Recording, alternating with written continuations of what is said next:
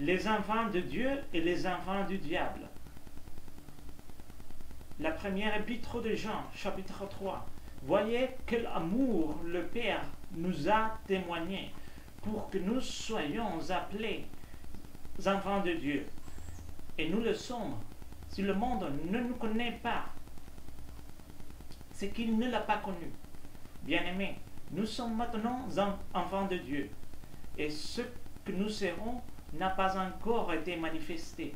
Mais nous savons que lorsque cela sera manifesté, nous serons semblables à lui, parce que nous le verrons tel qu'il est. Quiconque a cette espérance en lui se purifie, comme lui-même est pur. Quiconque pêche transgresse la loi. Et le péché est la transgression de la loi. Or, vous le savez, Jésus est apparu pour ôter les péchés. Et il n'y a point en lui de péché. Quiconque demeure en lui ne pêche point.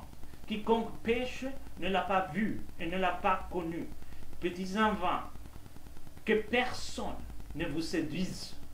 Celui qui pratique la justice est juste, comme lui-même est juste. Celui qui pêche est du diable, car le diable pêche dès le commencement.